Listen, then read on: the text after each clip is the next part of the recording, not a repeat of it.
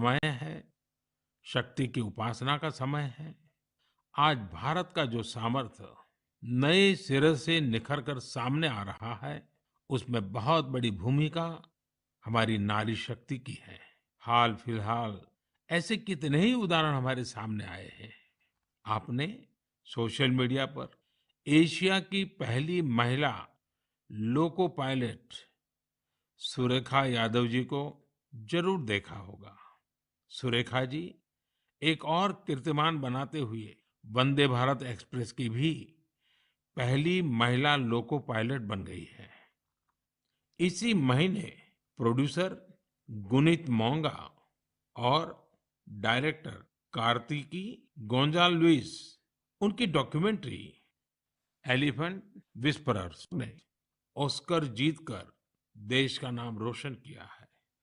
देश के लिए एक और उपलब्धि भाभा एटॉमिक रिसर्च सेंटर की साइंटिस्ट बहन ज्योतिर्मयी मोहंती जी ने भी हासिल की है।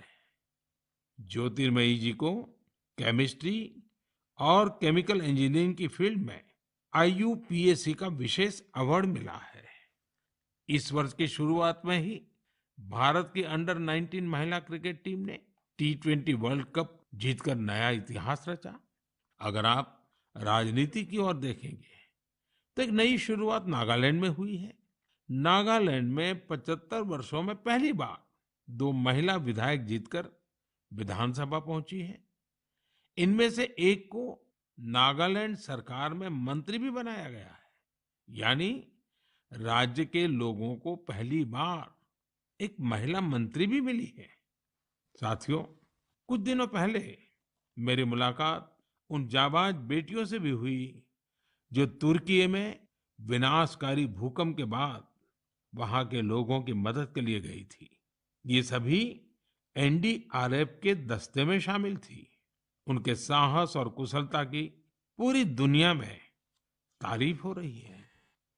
भारत ने यूएन मिशन के तहत शांति सेना में वुमेन ओनली प्लेटून की भी तैनाती की है।